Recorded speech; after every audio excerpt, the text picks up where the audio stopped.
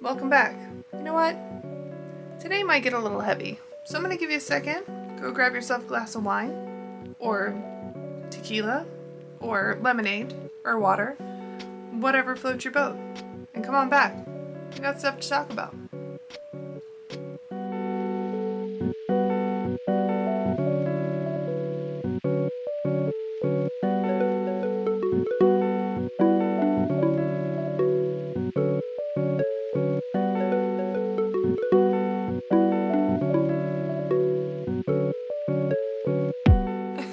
Welcome back. How was your week? Yeah? I feel ya. I'm here for you. Don't worry about it. You know, I thought it would be fun to throw in the beginning of this video a brief montage of what it takes me to get ready. I'm gonna go ahead and roll that now.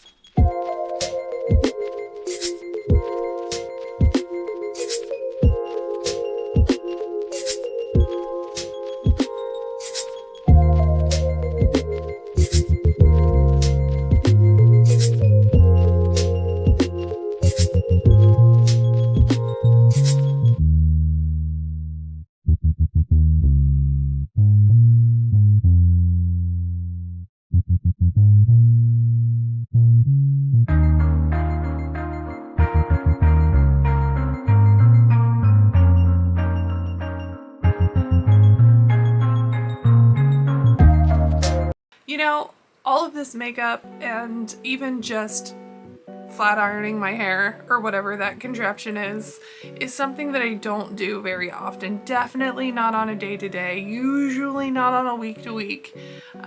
So when I do get the opportunity to do it for these videos, it's so much fun. So I just thought that I would throw it in there a little bit. But why are we really here?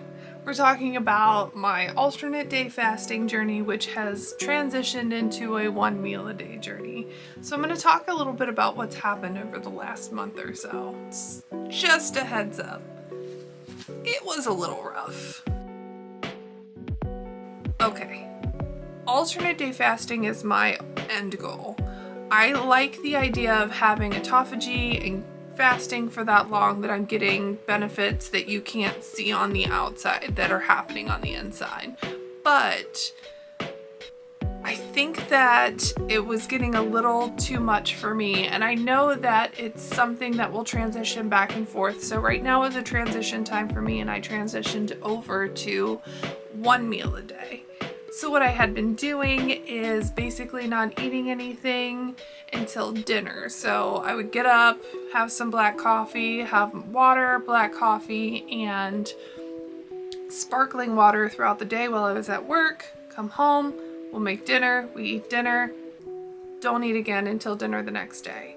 And that's actually been pretty fun and exciting. There's something about waiting all day to eat that makes the food taste a whole lot better. Plus I get to plan out in my head what exactly it is that we're gonna make for dinner, because it's been real disappointing going out to eat sometimes because the food just doesn't taste as good as I thought. And usually when I make something at home, it tastes pretty damn good, especially when you haven't eaten all day. Okay, it's time to roll clip of some of my thoughts and some of the things that I've eaten over the last month or so.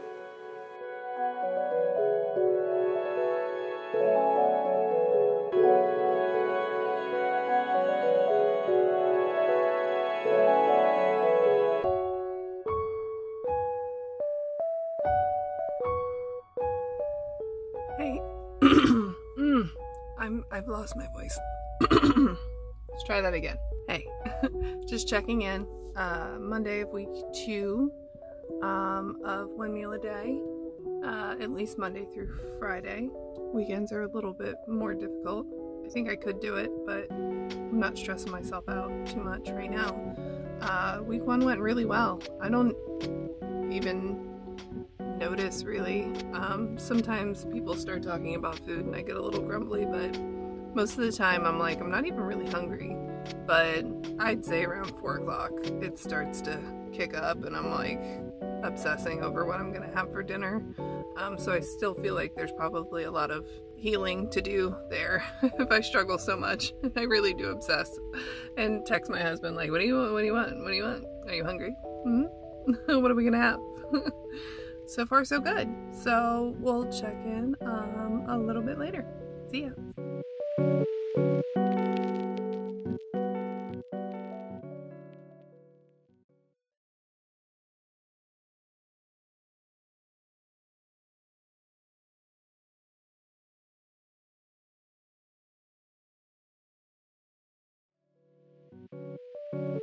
It's Monday, week 3. I jumped on the scale this morning. It's not going too well.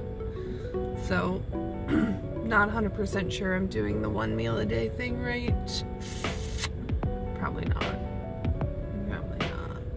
So, I'm just gonna keep going though. Gotta make it through the whole month if I'm gonna figure out what works and what doesn't.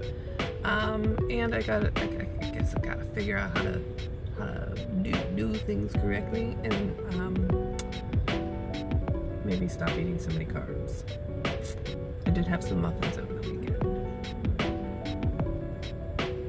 But last night I had crab legs and a huge salad for lunch. Just eggs and some like smart carb toast and sausage for breakfast. We did go out for burgers on Saturday, me and my husband. But that was fun. You know, I like to do that from time to time. Use it.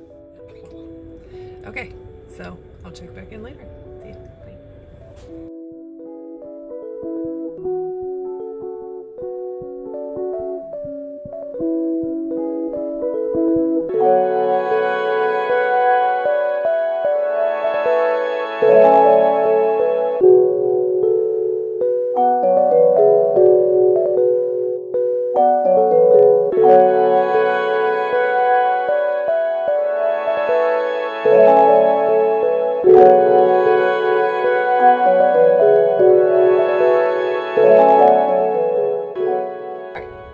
So we're on our last week of 1 meal a day. So far so good. I don't do the 1 meal a day on Saturdays and Sundays usually because I eat a little bit earlier. But I've been trying to do around 2 meals a day on the weekends. But I know next weekend is, I guess we'll just be here, is Easter. So probably have some extra snacks then, but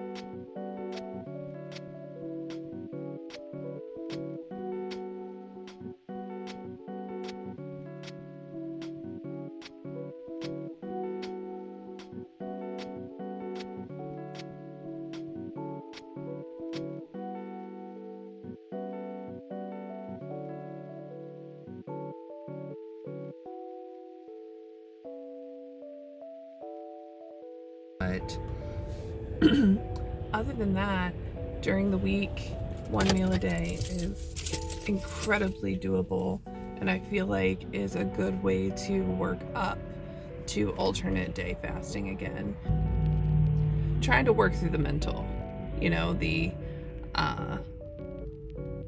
I'm so hungry, I have to eat whatever's in front of me situation through my mind, and this is a really good way to be able to challenge yourself to do that, knowing that by the time I get home, I will be having a meal and I won't have to, think about it too long, but it gives me enough time to kind of work through some of that in my brain, have a big glass of water, sparkling water, and usually that calms everything down. Plus, my energy level is so much higher throughout the day and my focus is better.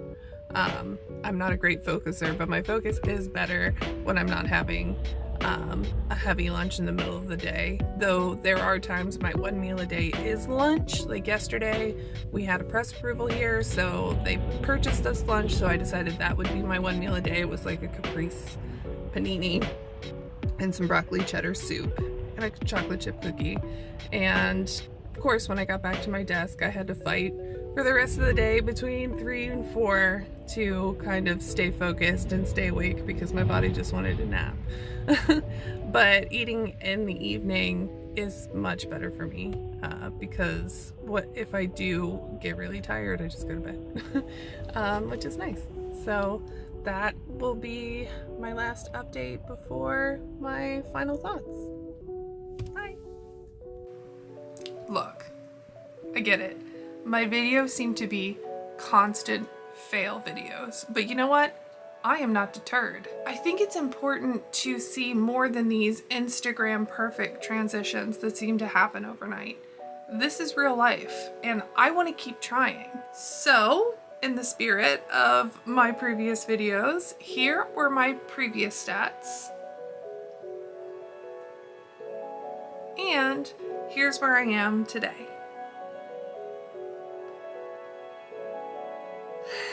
Yeah, I not only gained weight, but I gained inches. You know, I thought by recording my journey and posting my videos out on YouTube that I would stay motivated and I would have this magical weight loss journey that you see everybody else have on the internet. And it hasn't been like that. It's been just as hard as it's always been my whole life.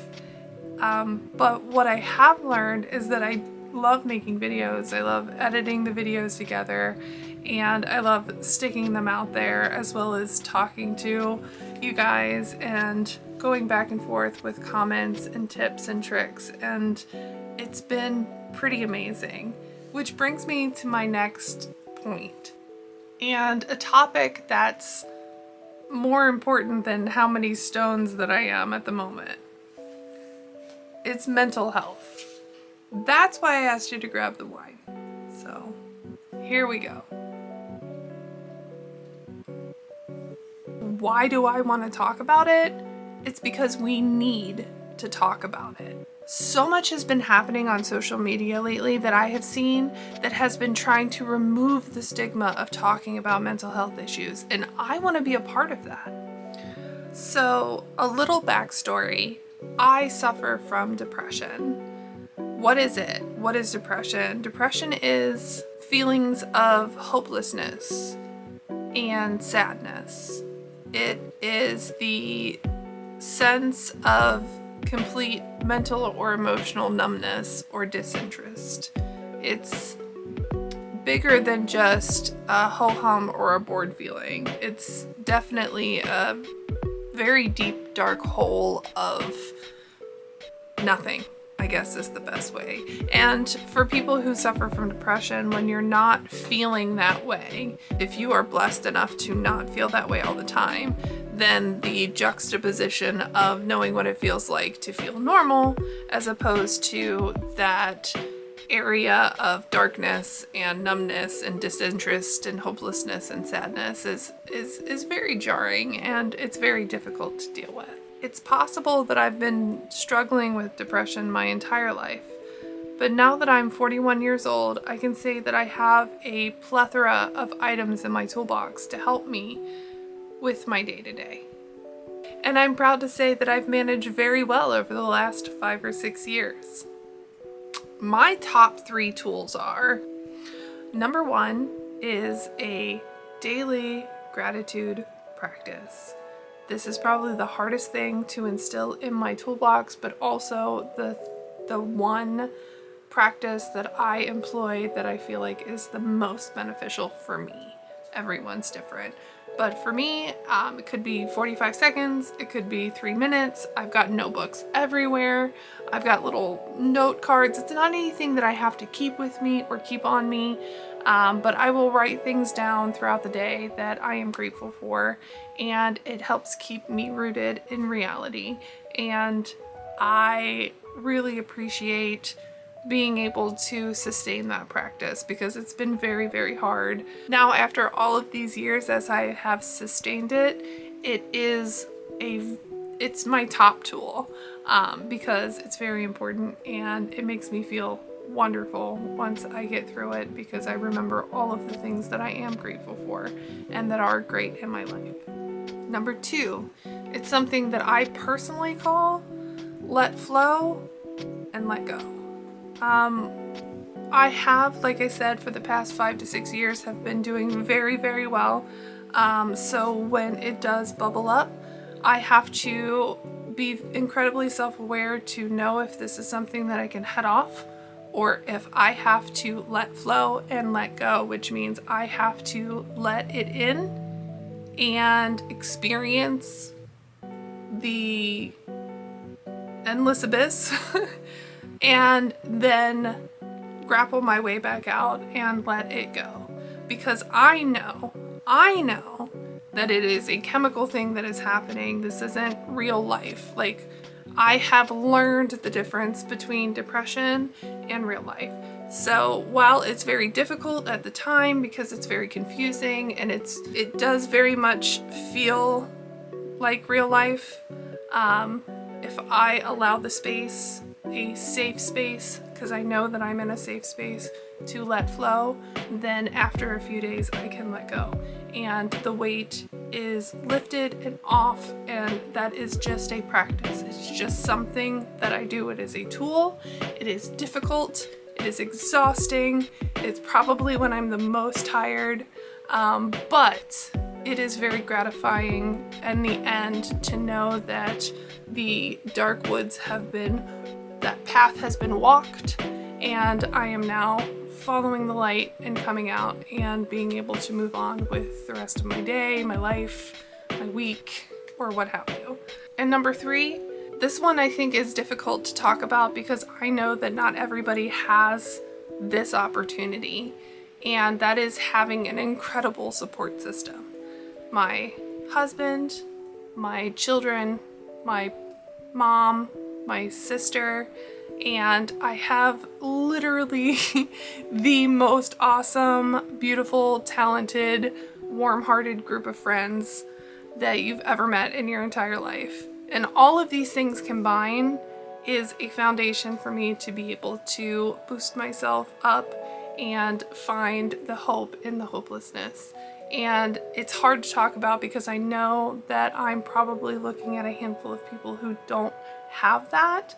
And I don't have any answers for that. I just know that having a support system has been essential for me, because I know that I have a lot of hands that are holding me up regardless on how I've acted or behaved, or dealt with serious issues. Because depression isn't always just something that happens willy-nilly. Oh, it's an episode, but there are real life things that happen that make it very difficult to get through those hurdles as well. So having an amazing support system is a tool that you can develop. You just have to find people around you that you trust. And now that we're all connected via the internet, there's a lot of opportunities out there to connect with people who have experienced some of the same things that you have and can become that support system for you. And you know what? Ultimately, and it sounds cheesy, but making videos gives me the motivation to get up and do something. People who have the ADD like I do on top of the depression, you know what it's like to hyper-focus on stuff. And I have a lot of joys, whether it be sewing or jewelry making or resin crafting or being a mom or a bunch of other things. Making videos is a new thing that really keeps me motivated. It gets me up when I don't feel like I can get up. It gives me something to do, and I kind of really love it. So it is one of those pulls, like sewing is for me, to get up and make something and create something and put something out into the world that was just for me and just for my heart. So having this as an outlet has been very helpful for me. I don't know who's out there. I don't know who's watching. Again, hi Mom, love you. I know you're out there. Other than that, it doesn't matter. Nobody has to watch these. It does bring me great joy to do this and then stick it in my computer and do all the editing and stuff. It gives me something to do and look forward to. That brings me great joy, and I like to see the output at the end. That is pretty much the end of my probably inconsistent thoughts, and I appreciated it if you hung around long enough to listen to them all. If you have, hit the like, subscribe, do what you need to do. It doesn't matter. If you have a comment or a question or something that you need to get off your chest, put it down in the description box below. I've had other community members kind of talk to each other, so come on in. We're here for you. I'm here for you. Let's have a good time. My next video is going to be coming out very soon, where I am going to try the infinity hoop, I guess, or the smart hula hoop. You see it all over TikTok. Put it here. I have it. We're gonna unbox it. We're gonna do it for 30 days and see if there's anything to it. I don't know. Maybe there is. Maybe it's the most fun thing that I've ever done in my entire life. You don't know. I don't know. We'll find out. Check it out next time. I love you guys so much. I'll see you later. Bye.